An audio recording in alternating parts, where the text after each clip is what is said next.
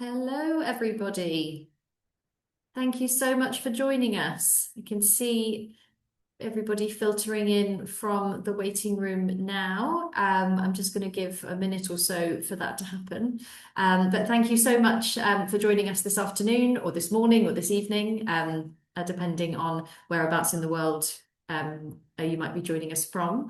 I'm very, very happy to be leading this webinar this afternoon, focused on some of the women within our Oxford Executive Diplomas community, and the work that they're doing, and the extent to which they are leading within their organisations and their industries. So let's see, I think most people now have filtered in. My name is Kate Richards Whitworth, and I am Associate Director for Recruitment and Admissions in the Executive Diplomas and Masters team. So I look after the recruitment and admissions process for all of our 5 Executive Diplomas. I've been working in the team for about 7 years, and I both really enjoy it and look forward in particular to our women's webinar each year. I'm going to hand over in just a second to our panel for some introductions, but a little bit of housekeeping to start off with. We have about an hour for our session this afternoon. We have both the chat and the Q&A functions running. So if you have any questions, either for the panel or more general questions about executive diplomas and the application process, please do pop those into the chat and the Q&A. For questions about the programmes themselves and the admissions process, the applications process, I have a couple of recruitment colleagues in the background who will be very happy to answer those questions for you. For questions for the panel, where I can, I will try to feed those in to our conversation, but we'll also try to finish up with enough time towards the end and to run through any outstanding questions as well. So please don't be shy if there's anything that you would like to ask, if there's anything that you would like to share, please don't hesitate to do so. We would really like to hear from you. The session this afternoon will be recorded, so for anybody who would like to revisit the session at a later date, or indeed if there's anybody out there who has registered and has not been able to join us live, you will still have the benefit of the session. As I say, that will be circulated within the next week or so. So without further ado, I'm going to introduce my wonderful panel, Hadassah, Aduke and Kat, 2 members of our Diplomas alumni community. Hadassah and Aduke have completed their executive diplomas within the last few years, and Kat is a current student on our diploma in artificial intelligence for business. So she started her programme towards the beginning of this year. I am very excited to have them all here with us, and to avoid you having to listen to much more of me talking, I'm going to hand straight over to the panel to have them introduce themselves and just share a little bit about what it is they're doing at the moment. So I'm going to take down my slides so that we can all see each other. And would love to start with perhaps Aduke, if you're happy to introduce yourself and just let us know who you are, what you're doing, and what kind of impact you're most focused on making at the moment. Lovely. Thank you very much. It's really great to be here. My name is Aduke Anaforokan, and as you've seen on the poster that was just shown, I graduated from the Diploma in Organizational Leadership in 2020. So a little bit about me. I started my career as a lawyer, did that for a number of years, and then I worked as a sort of management consultant for a couple more years before I decided to become fully self-employed. So I actually came in to do my diploma literally the year I left my corporate career, because I felt if I'm going to do this full time, I just want to know what else is out there. So I came into Oxford. Well, I live in Oxford, so to be fair, I just went to town to see what else I could get in terms of an academic grounding in some of the work that I wanted to do. So a lot of my passion is around organizational development and culture. In terms of how systems are organized and how people experience the world of work, with a vested interest in public services. So, in that time, I have spent much of my time working within the police, the NHS, the National Health Service of the United Kingdom, local and central government, as well as education, just all areas of public life, really, to improve outcomes for communities, especially those who are from marginalized backgrounds, either marginalized through their race, ethnicity, socioeconomic standing, mental health status, caregiving, and the list is really endless. But just ensuring that communities are being served in the best ways possible, and that when people access public services, they can be assured to have the fair but also competent services that they are expecting. So that's what I do now. So a long stretch from law, management consulting in one of the big fours to now being fully self-employed. So yeah, that is me. I have an amazing team, and I'm sure later on we'll continue to build on how some of my learnings within the strategic leadership framework that was thought as part of the diploma has shaped the incredible work that we've gone to do across the country since that time. Fantastic. Thank you so much. Hadassah, how about you? Welcome to our session. Thank you so much for having me, Kate. My name is Hadassah Bulawayo. I am the founder of Hadassah Heart Consultants and co-founder of Hadassah Heart Energy, two Zambian firms that are working at the intersection of national priorities as well as private capital. So our work focuses on identifying, de-risking, and developing infrastructure and energy projects into bankable opportunities that can attract investment and create long-term value. So the impact that I care about most, is impact that outlives me. Well, I will save that for the next question, but that's basically what I am doing currently. Fantastic. Thank you so much. And Kat, over to you. Yeah, morning or afternoon, everyone. My name's Kat Knocker, and I also am a consultant. I run my own consultancy called The Forward Forge. That's been going for about 2 years, and prior to that, my career was mainly focused on FMCG in companies like Innocent Drinks, Graze.com, and then latterly Tails.com, where I spent a decade building it from the ground up with an amazing group of people. When I joined, we were 9 people, and when I left, we were 350 people and 100 million revenue, having sold the business to Nestle.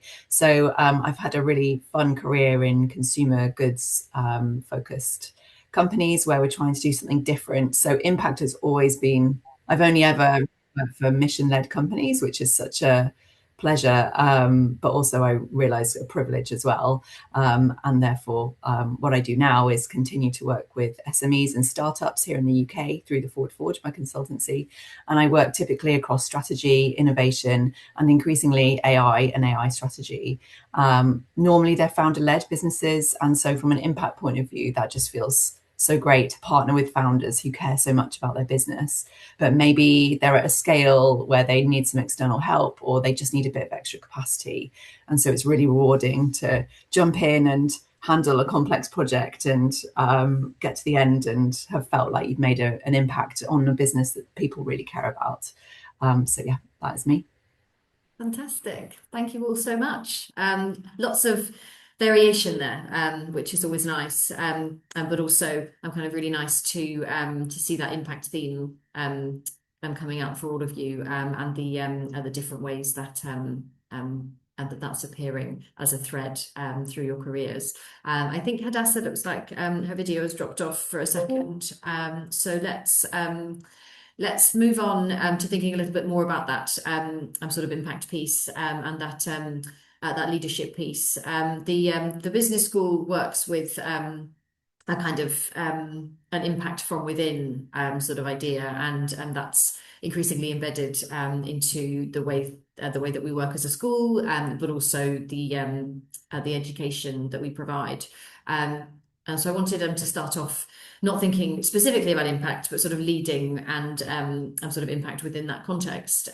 What, if you were to think about it, what would leading from within mean to each of you personally? I'm inclined to come straight back to Kat, if you don't mind, Kat, to start us off on that one. Yeah, no, that's fine. As I said, I feel so privileged to have only ever worked for kind of mission-led businesses, but I think for me, it means having the courage and conviction to lead in new, different, and better ways and bringing others along on the journey. But knowing that sometimes that does mean saying the awkward thing or the thing that everyone doesn't want to hear, or championing something that others either aren't yet aware of.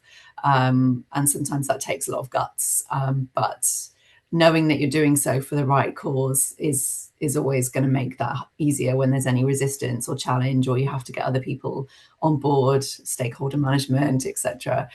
So yeah, I would say that. And then yeah, finding ways to bring others with you is the challenge too, because I don't think you can have any impact. You could be the smartest person with the best ideas. You could be at the cutting edge of your profession, or even with the Oxford courses, you could be at the cutting edge of the intersection between research and business. But if you're not going to bring anyone with you, then you're not going to have much impact at all. So it's about finding ways to bring the right edges of that in with others, which yeah is a lot of flexible leadership, I think. Okay, fantastic, thank you. And Aduke, how about you? What's your perspective? Yeah, no, absolutely. I think obviously joining the leadership program when I did, it was really pivotal because having been in the secure career for so long, it was almost like going on my own and trying to figure out what difference I could make. I was very familiar with Oxford Zahid because I'd done some other sort of philanthropic work around gender that the organization had been involved with. But for me to start afresh, in a way, it was a lot of fact finding.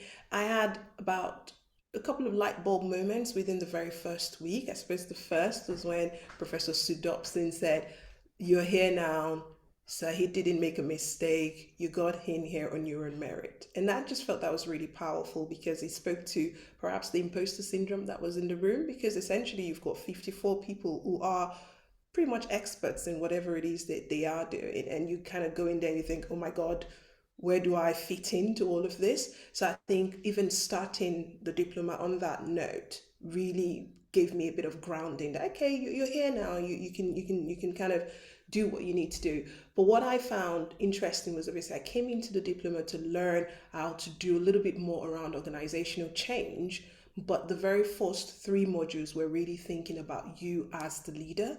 And that forced me to do a lot of truth telling to self, understand my leadership potential, but also my leadership behaviors and my leadership principles, my resilience, how I handle issues, what I do when I face a challenge, what sort of natural frameworks come to me for problem solving. So all of those were really, really powerful because they were really more introspective than actually shining the light into the outer world. And then there was this fantastic video that we watched in one of the lectures, I can't remember which, where we were talking about how leadership is developed, and to build on what Kat said there, where you've got to be able to go first, but inevitably you've got to lead in a way that people can follow.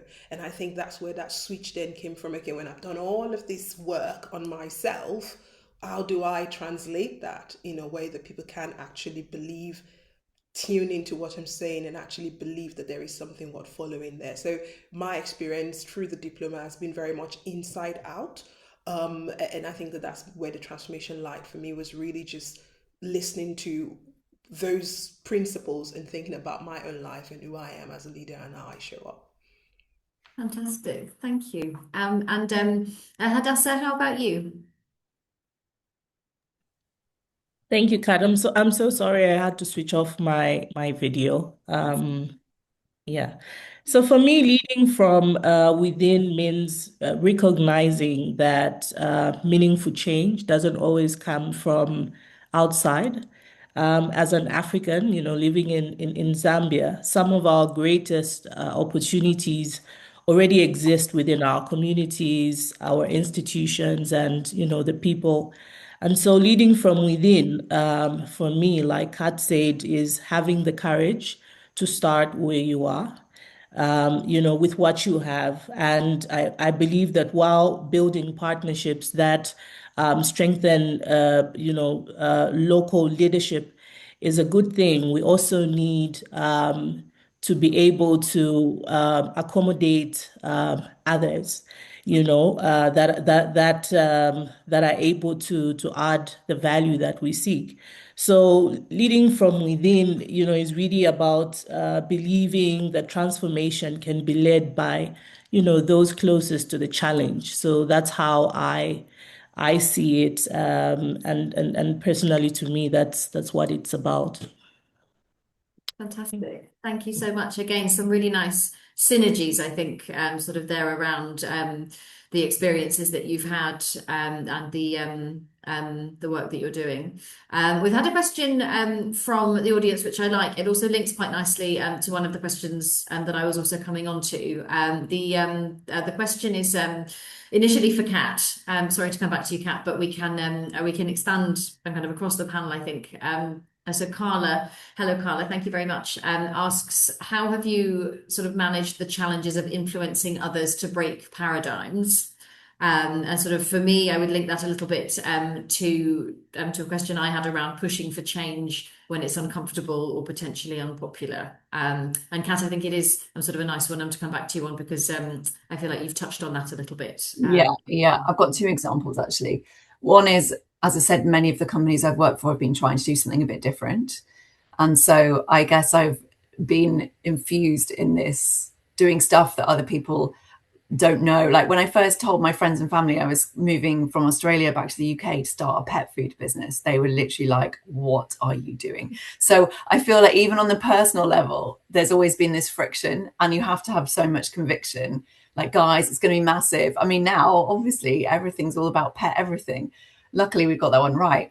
But I guess sometimes we don't get it right. But that I guess is an example there where, even at tails.com, we'd go to trade fairs and be trying to find new suppliers and things. And people would literally be laughing at us and saying, you're not going to succeed, or you can't do what you're doing. And don't you know how the pet food industry works? And that, in a way, was the whole point, was, yeah, of course. And that's why we're here to change it, because consumers don't want what you're doing, and they want something different, and they will increasingly want it at scale. And so, yeah, again, just having that conviction. I mean, if anyone's on the call who's worked in very small stage businesses, in the very early days, I did a bit of everything. And I remember staying near one of the raw material manufacturers overnight to get the first productions right. And they literally were like, oh, you want to stay in the control room the whole time? I was like, yeah, I'm going to see every production. And they were like, we used to, I won't name a supermarket in the UK, just coming in and like giving us a little 5-minute tour and then going home again. So like they just didn't even know what to do with me. And that was a supplier who was a partner who we'd entered a long-term agreement with. So I think, again, it's just about having the courage to say, yeah, no, I know you want to do things differently, or I know that's not how things are done, but I believe, and I think maybe that's where it comes from, is the belief to then say why something should be different and go from there. And I think if you don't have that belief, it is quite difficult to act with the conviction and motivation that you need to make those hard things happen. So hopefully that answers your question, Carla. Thank you. Thank you. And Hadassah, how about you? Do you sort of have a perspective on pushing for change when that might be uncomfortable or potentially unpopular? Yes, so pretty much what I do is about bringing change. My companies are focused on developing projects, infrastructure projects that are very much needed. I'm working on a project to connect our country, Zambia, to Angola, because Angola has excess power and Zambia has a deficit of, power, electricity. So this is a project that has never been done before, and it's a project that my team and I originated and started. So being able to convince two governments to come together wasn't always easy, and was a bit challenging. And so I find that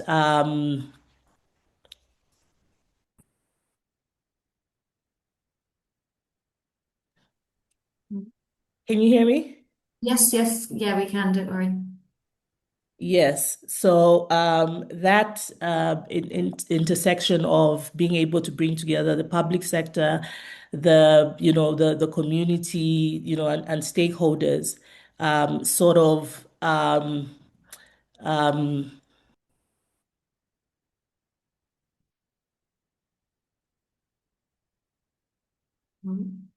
not sure if there is a bit of a delay or a drop there.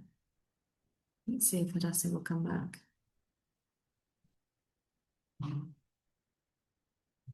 Mm. Okay, maybe we'll move on just for a second and wait for Hadassah to come back.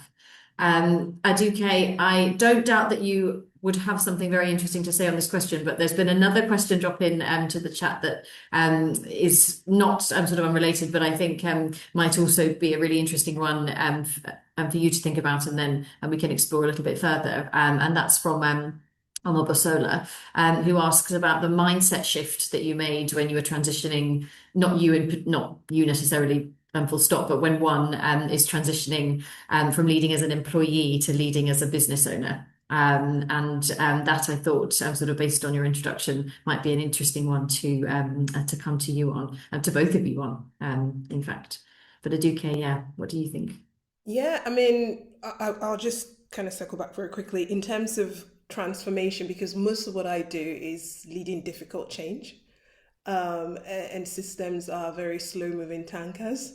And so for me, I'll just quickly say it's about really, for me, understanding the stakeholders, their desires, their needs, and their resistance, and trying to see where the common ground is across all of those. So, in case there's anyone who does culture change or who does stuff, that's sort of my angle. But in terms of that transformation, I think the biggest thing is that you lose all your anchors, like the chain of leadership that you have, the ability to in the early days it was just me. I didn't now we have a massive asset pool, but before that didn't exist. And so you lose the peer support, you lose the guidance. It can be really isolating, and you just feel the sense that you are starting again. However, what's very powerful is that with all of that comes great opportunity to actually shape the direction of travel for your clients and really be instrumental in how institutions operate into the future. So for me, it was about really digging deep into why I would leave my cushy, comfortable career to come and work in public services predominantly. And that's to focus on the change that I want to be part of and the legacy that I want to leave in across health systems or across government, and focus on that as an opportunity rather than dwelling on some of the challenges. And so for me, it's been building relationships rapidly, being really strategic with relationships so that we can be more influential, but also being able to fail very quickly, recover, demonstrate integrity, and just really show that there are no real experts. We're all just learning, but we can do that collaboratively. That's sort of been my approach to that transition. But it continues to be work in progress because I feel like we've left the startup mode. Now we're scaling, doing bigger projects, and that's again almost like starting afresh in some parts. Fantastic, thank you. And Kat, how about you? As somebody who would never have the guts, I think, to start up my own thing, these are really interesting insights. Yeah, I think Aduke nailed it on it's both massive opportunity, but also challenges. And one of those is isolation, which you mentioned. So I think, yeah, it's definitely different. You have to be willing to roll your sleeves up, and certainly depending on the idea of scale that you want to go for, and do you want to get funding and all of that stuff. In the very early days, you're the accountant, you're HR, you're the admin, you're everything. I mean, AI brilliantly is amazing at helping with lots of these things now, but still, there's definitely a lot to do. And so, yeah, you have to be willing to roll your sleeves up, and the learning journey is massive. Even though you might be amazing at your profession and it comes to you very easily, there's this whole load of new stuff that you need to know how to do. Even forming a company, for example, that kind of thing. Like, yeah, a lot of learning. But as I say, AI is excellent at helping with those things now, and in ways that it wasn't before. So I think it's a brilliant tool to help us all grow our businesses. In my case, it's actually just me, and that's my choice. I bring in partners on projects, and that's one of the things I've actually really loved, is always bringing in excuse me, the right partner for the right project, and then forming a relationship with them very quickly and learning with them. And so that for me has filled that kind of colleague bucket in some ways. And actually also, I would say, joining the Oxford cohort has, again, in some ways brought me a kind of colleague style cohort. And I found that really helpful because, our WhatsApp groups pinging all day, every day, with people sharing articles or ideas or asking for help. And so, yeah, it's brilliant to know, especially on the AI side, that I've got a group of people to say, hey, is anyone else seeing this trend? Or how would you tackle this problem? Or, yeah, even, hopefully in the future, people will be asking for kind of professional help and maybe becoming those partners that I mentioned as well. So hopefully that answers your question. So, yeah, I love it. I love the freedom of it, but you have to have guts to do it as well. And and this is a nice question that's coming as well. Would you say there's either of you, any single most important habit that has contributed to the success of that transition, and the work that you're doing now?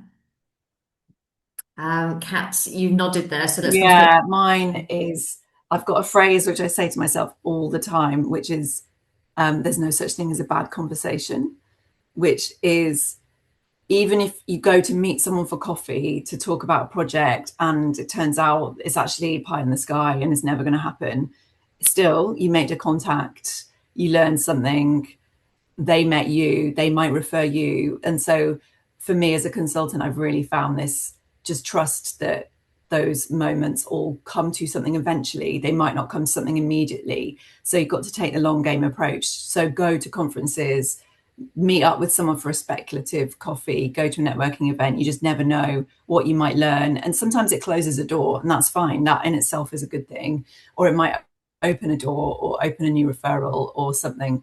And so that, I think, has been a really good habit. And also aligned with that, remembering that as an employee, often you kind of feel your value is the work you produce.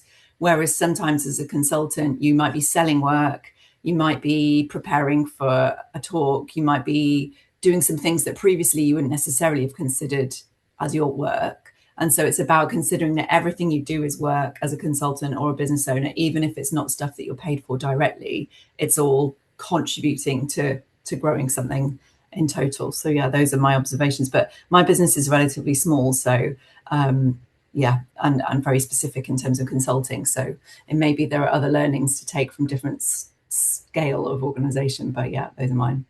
Lovely. Thank you, Kat. And how about you, Aduke? I think for me, it's just being able to define success for yourself. That's been my biggest habit. I am also a mom of three, and my kids range from early teenager to a 4-year-old. So for me, the idea of success is very multifaceted. I do like to be present in my non-professional life to a very large extent as well.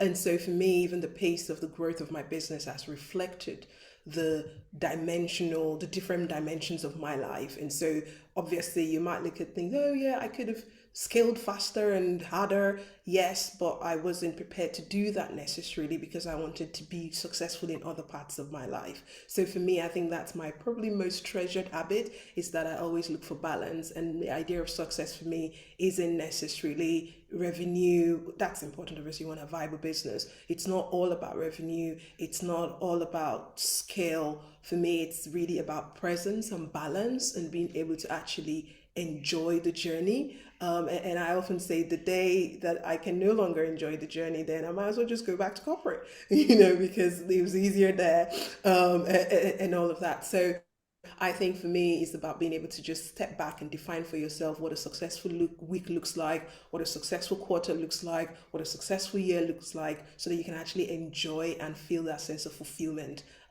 as an entrepreneur or as a leader. in that process. Fantastic. Thank you so much, Aduke. Hadassah, I think you're back. Are you back? Are you back with us? Yes, I am. Yeah, I won't go very much into it, but as I was trying to say before, doing the projects that we do, for me, has been about the challenges that we face. Like currently, we have an energy crisis in Zambia. So sometimes they'll switch off the power and you lose the internet as well. So then I fell off and yeah, but I'm back. So I missed the question, but I Well, think I heard a little bit of from Aduke and Kat as I joined back. Fantastic. And Hadassah, just before we move a little bit more to talk about not just your experience as leaders and professionals, but your kind of experience doing those things while also being on a diploma program, I'll Yeah. just turn to you, Hadassah, for one of our audience questions, and that's thinking about the building of resilience and how you have found or what has been your experience of building up that sense of personal resilience while also helping organisations to do the same through periods of change? Okay. During my diploma, when I started my diploma, I had a baby and a toddler, and a new project that I was working on, which was also very demanding. And I found that just spending moments where you sort of like remind yourself what is really important. You look at your kids, you obviously are trying to build a legacy for them. You look at, the people that are around you in the classroom that are also, encouraging you, the lecturers, and, so for me, it was really about just I'll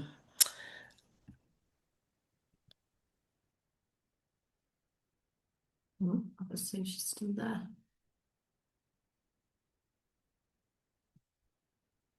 We might need to come back to Hadassah again. Hold on. Look, yes, I think so.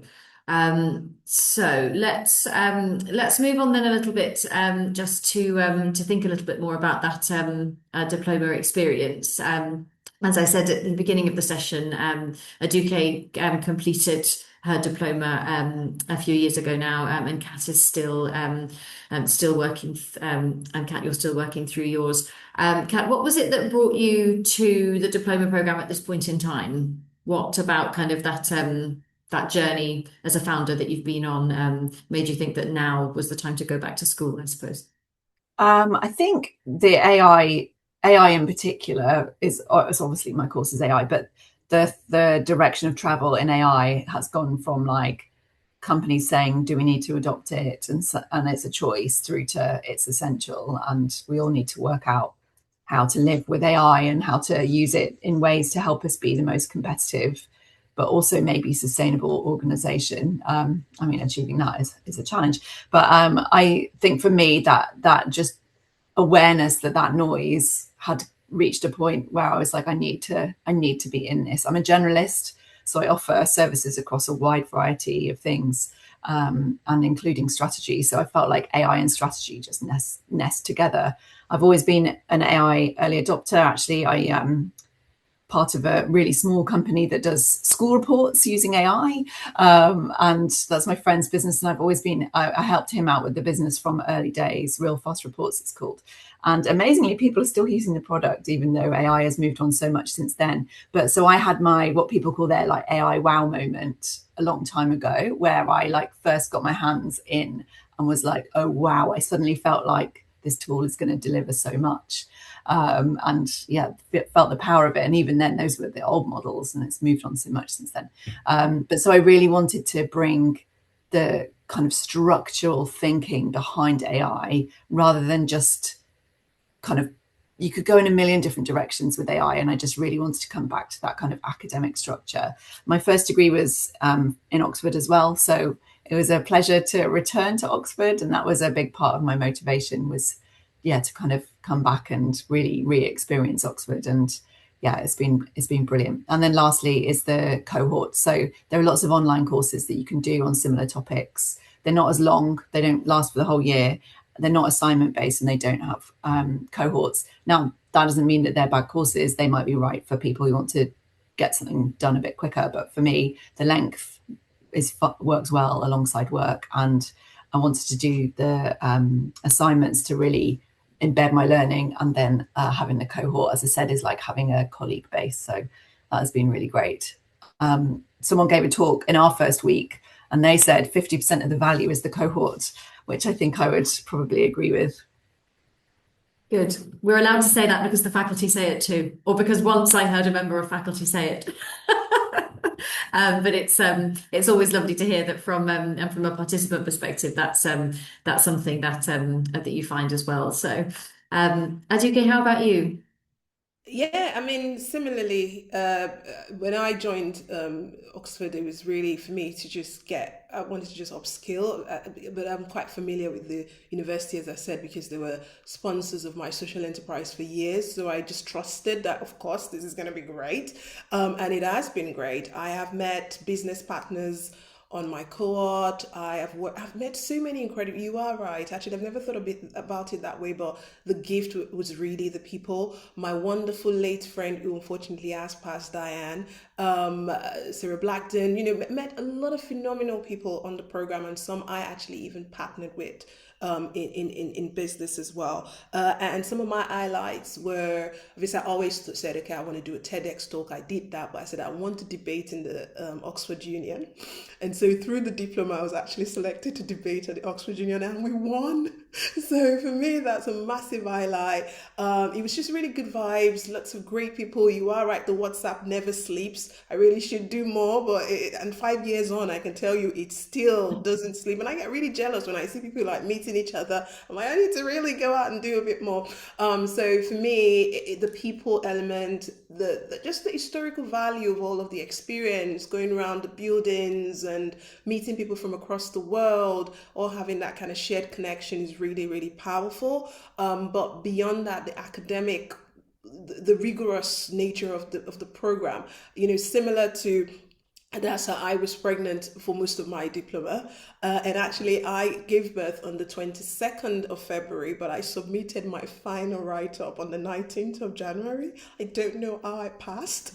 But at the end of the day, it's flexible. But I think what was really transformational was that people support people. So we had all these Zoom calls where we were just kind of working together on our modules and the assignments and the assessments. And so you don't feel like you are alone. But inherently, I came into Oxford for the knowledge, but I definitely walked away with the people and the experience. And that's something that I am quite passionate about. Fantastic. And that brings me quite nicely, Educate, to a question that we've had from the audience. Going back to your experience of the inside out development that you mentioned at the beginning of the call. How have you found that to translate in particular within the public sector? I think something that people quite often think about when they are considering joining a program at a business school is the kind of the split across public and private sector, the representation, and but having brought in experience of both of those sort of sectors, how did you find that process? Again, very transformational. I definitely shared a lot of ego through the program, because with greater self-awareness, you start to kind of, just lose what no longer serves you, and focus more on purpose and the idea of responsible leadership. And a bit like servant leadership, but a bit more robust, which is that actually leadership is an opportunity and it is service. And so for me, that transformation was to first shed that career of job title, what you've done, acing it in your objectives and all of that, to actually being able to measure something more purposeful, like the lives that we are improving. Not so that one gets on a moral high ground or anything, but actually so that you're able to be as impactful as you can be. And I am so grateful for that, because leading change in public sectors, or in government at any level requires tremendous amounts of resilience but also humility, because you are going into the heart of communities, you are engaging information that you had no idea existed, before you walked through those doors. You are treating people on the most critical issues of our times as being the expert on their own lives. So it's a certain type of generative leadership which we learned as part of the modules as well, where you don't necessarily come in with the answers, you come in creating the environment and the conditions for potential answers to be explored. So I think for me, that's perhaps the most singular leadership behavior that I took away from the program, was to reframe my identity as not the knower or the expert, but actually a facilitator of excellence in the conversations that I lead. And that has served me greatly, because in creating public policy or changing public systems, you're not the expert. You don't know what it feels like to be homeless. If you don't. So you need to actually take a type of leadership posture that allows you to listen, learn, and then interpret that into meaningful change for people who don't have as much privilege to influence the agenda as you do. So I would say that that's definitely something that I took from Said. Thank you, Aduke. That has really very nicely anticipated one of my upcoming questions around how the program has sort of changed how you approach decisions or leadership conversations. Kat, I know you're sort of approaching the midway point of your own diploma program, but have you started to see any of that impact from your learning thus far? Yes, indirectly and directly. I guess indirectly, I've definitely had a lot more conversations since joining the course, if that makes sense, because people are interested. And so people just know you're doing a program and they want to know a bit more about it. And it's definitely opened a few more doors already, which has been brilliant to see. And then more directly, yes, of course, the learnings are you can apply them straight away. You don't need to finish the diploma, of course, to implement them. And I've started pitching for more AI work as a result already. So for me, it's already made a material difference. And I feel like I'm building my kind of credible frameworks and my own thoughts and those kind of things as well. So yeah, I would say already using it. Hopefully that answers your question. And the thing though, I would say, I guess maybe it's specifically on the AI side. Coming in, I definitely have some areas of AI that I am wanting to find out more about, because they feel like big risks, big challenges. I wanted to find out what the experts thought about them. And in our first lecture, or one of the first lectures, Professor Hu was like, yeah, if we all focus on just using AI for efficiencies, the world is screwed. That's why you're all here, because you need to solve the problem. So in a way, the answers are not given to you on a plate, for sure. And it is, I very much feel like almost, I don't know if Aduke and Hadassah would have the same view from their learning, but I really feel like the lecturers want you to go forth and make something good happen with what they're training you to think and do. And maybe AI is just moving at such a fast pace that feels so much more urgent. But I really feel this kind of urgency to be a part of the solution for how we use AI in ways that support our planet and our world and the way we work. But I would say I haven't answered all those questions yet as to the how. I just know more about either side of the argument. So yeah, hopefully that's an interesting perspective to share. And a reasonable one, I think. Imagine if you'd solved it all within the first 2 or 3 months of the diploma. Aduke, you were nodding and there as Kat was sharing. I don't know if you'd have anything to add to that perspective. Yeah, no, absolutely. The lecturers and the facilitators don't come with all the answers. They come with frameworks, and then they invite you to interpret the frameworks into your own context. In fact, actually, that was one of the best parts of the diploma, was we explored the meaning of meaning. How is context developed, and how does that shape leadership? Because you can be the best leader in the world, if you're disconnected from the context in which you're trying to lead, you're not going to have a lot of impact.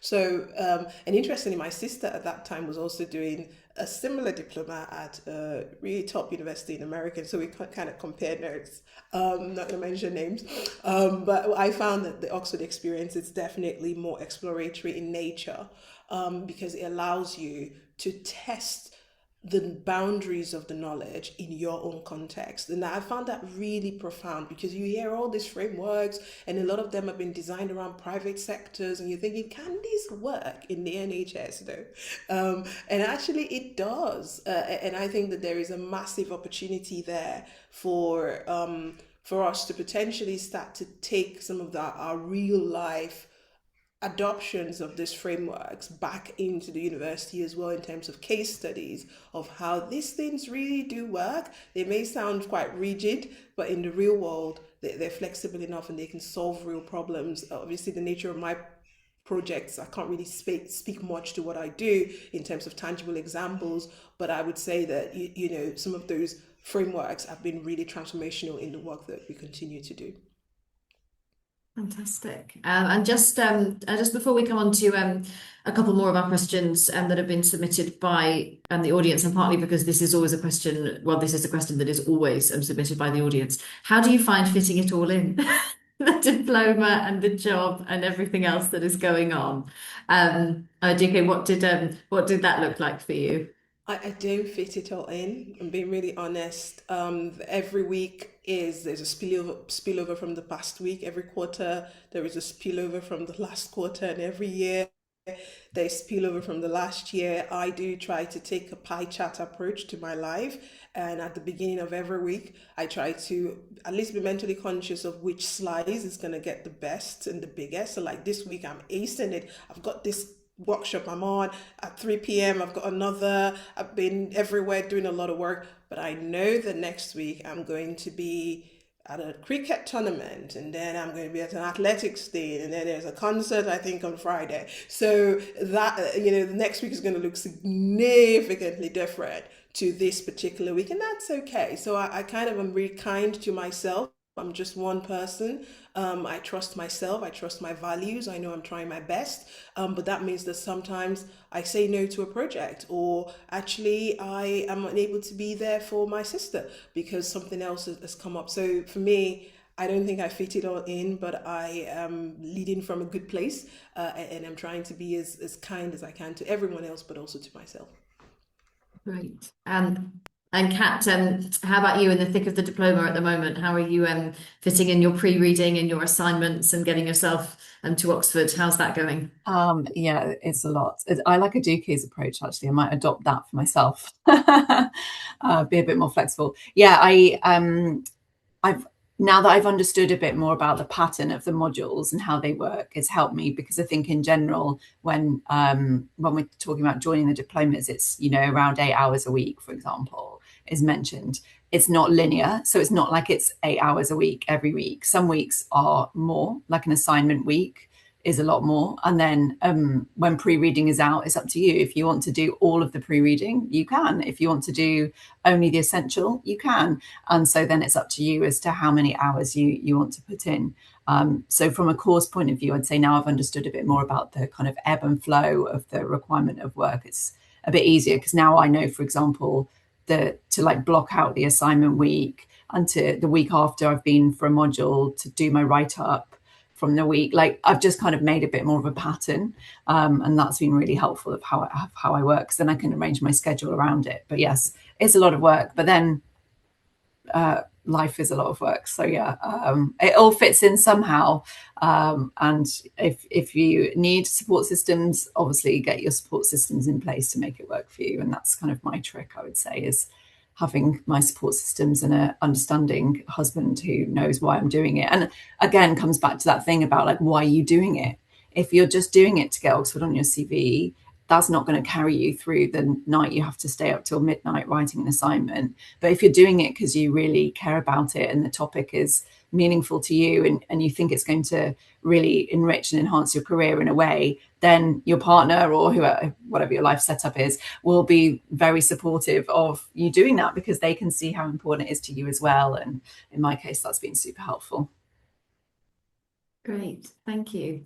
I just want to, because we've had some really nice questions submitted in the Q&A, just as we sort of approach the end of the session, I wanted to work through a couple of them that bring us back quite nicely towards the idea of sort of leadership and particularly that kind of leadership and impact that's coming from within. So we have a question around imposter syndrome and whether that's something that either of you have experienced and if so, how you have kind of worked through that. So Duque, I saw you give a little nod there. I don't know if you want to pick that one up. Yeah, I mean, a couple of years ago, one of my friends organized this little retreat that we all went on, and it was all about empowerment, coming, and one of the activities we did actually was to give our imposter syndrome a name. And so I gave mine a name as well. And I have to say, even till this day, Aduke and my imposter syndrome, they show up, they come in together. Um, and I think what I often say is, it's not just self confidence. For me, it's self knowing. So I feel like spending more time knowing myself, my strengths, my weaknesses has been great comfort because I can then have a more meaningful conversation with my imposter syndrome and go, well, you're wrong actually, and also anticipate that I will feel some type of way because I find that imposter syndrome is often a sign of growth. Of course, I'm going to feel like I'm an imposter in this room that I've never been, and no one in my bloodline has probably even ever been. So, why won't I feel imposter syndrome? So, rather than being afraid of it, I am working in progress to say, yeah, I've come to expect that I will feel this way. But what is also true is that actually these are my abilities and this is who I am as a person and these are my values, and history has taught me that I'll be okay, and I think that that's how I ground myself when I feel myself in moments where I think maybe I shouldn't be here. It's also being mindful of things like authority bias, which quite a lot of us women have, and how we frame who is deserving or who's an expert, this idea of the knower. And so for me, I'm also able to challenge myself and say, is that really imposter syndrome? Or is that just authority bias where you're demonstrating bias towards job titles, experience, but actually what about capability, values, interest, and potential? So I think in being more aware of myself and my leadership journey, I'm able to have a more meaningful conversation with imposter syndrome, but actually recognize the moments I feel imposter syndrome is a signal of growth. I'm being stretched in a direction that my brain doesn't think I'm ready for. But let's have a conversation about why maybe I am more ready than I feel at the moment, and that's how I operate. It's still there. I've come to like her. Thank you for keeping me grounded and not, taking unnecessary risks. But it's no longer in the driver's seat of my leadership journey. That's fun. That's so interesting. I really like and that idea of having a conversation with it, or it, her, him, whoever it might be. Kat, do you have any perspective on that?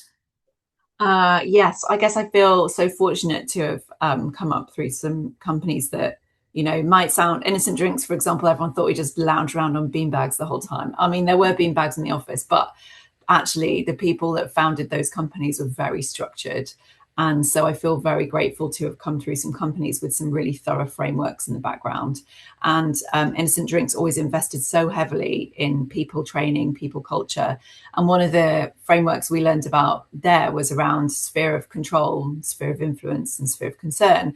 And I guess I would probably put imposter syndrome in that is related to that concept where if we just focus on our sphere of control, and that's about like always being 100% right or the things that only I know I can control, we reduce our sphere of influence. And so I think imposter syndrome kind of creates this doom loop where you end up focusing more only on your sphere of control instead of your sphere of influence, which is where you might not know everything and you might have to find creative ways around the problem.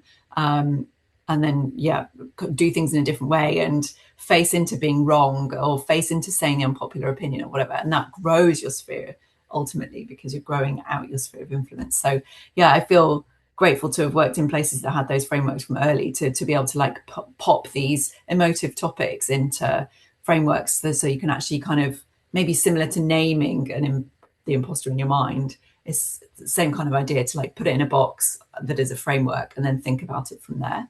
I would say probably that's my best advice. And I think we all have times where we feel like things are challenging and do we have the courage or do we have the knowledge to achieve something? But yeah, I think self-employment is a great way of binning off any concerns, because you just have to do it all.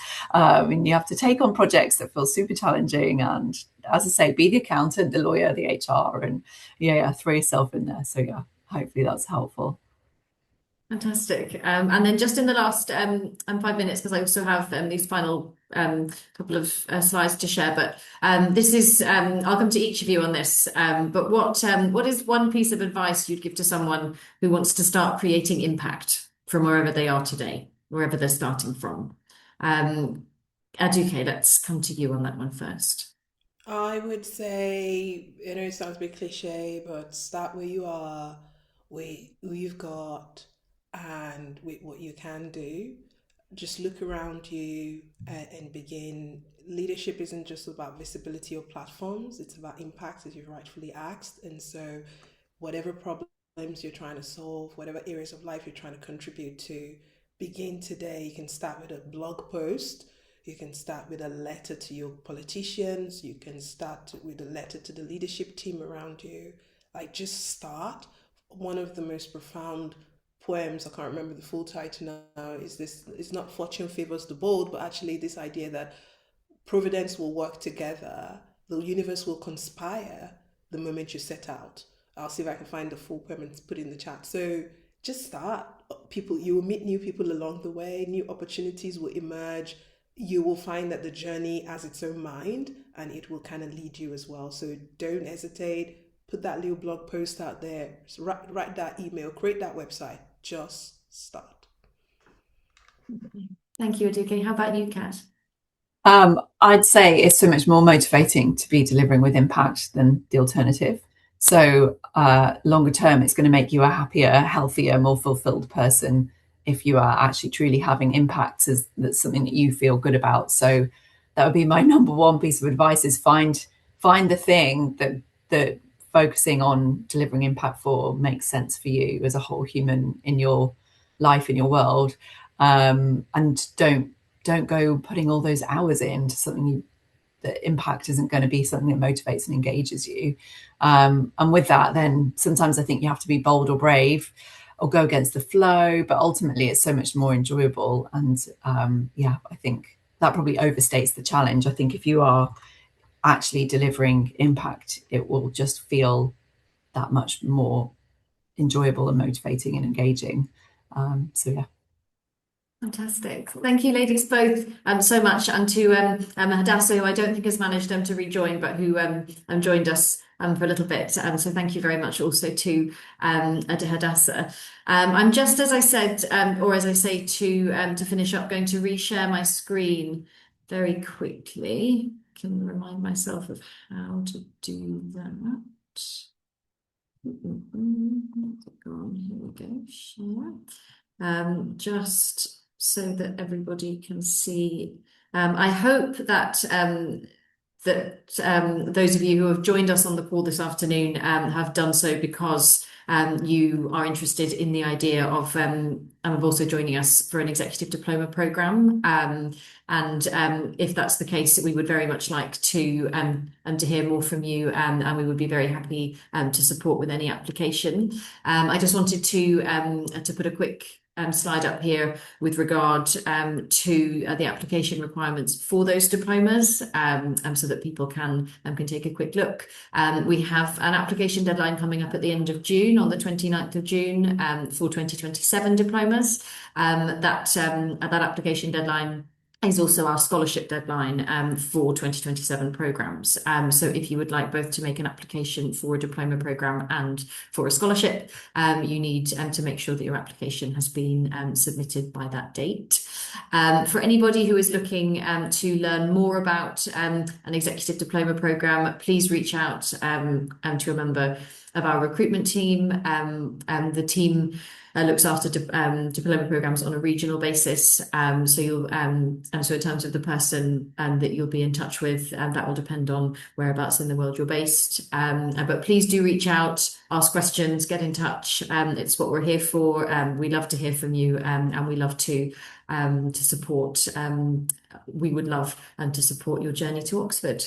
But thank you so much again to everybody for joining our session. I've really enjoyed it. I hope everybody else has. And I'll just finish off by saying a final huge thank you to my panelists, Kat and Aduke. And I hope to see everybody in Oxford sometime soon, but before too long. But thank you very much, and enjoy the rest of your afternoon. Bye bye.